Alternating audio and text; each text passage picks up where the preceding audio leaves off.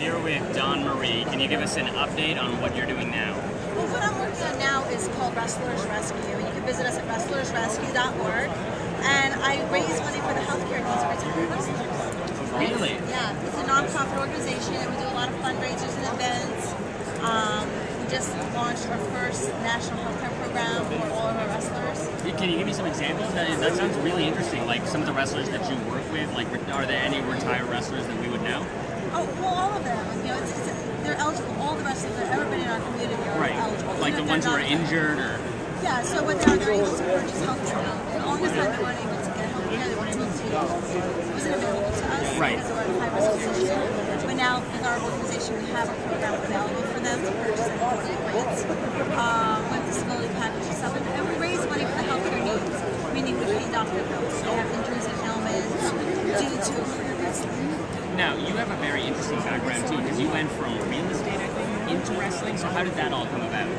Oh, geez. I went to school, you know, you're supposed to take a profession, right, you know. Right. When I finished college, I was an appraiser for commercial investments. I told you what buildings like this would work. That's what I went to school for. Yeah. And I just wasn't happy. I didn't like it.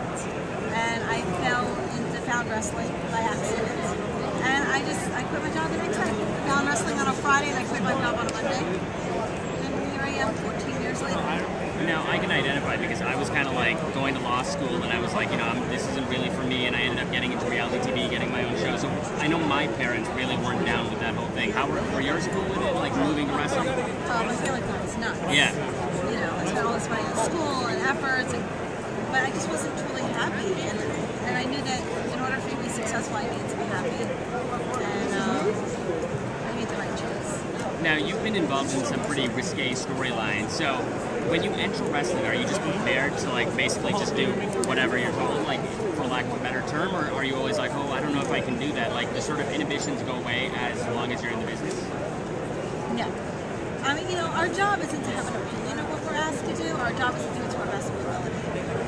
There are some people that do have opinions and they're not around very long. Right. But, you know, I mean, it's just, it's a job. You know, Julia Roberts played a prostitute, one of her most famous movies ever. Is she a prostitute?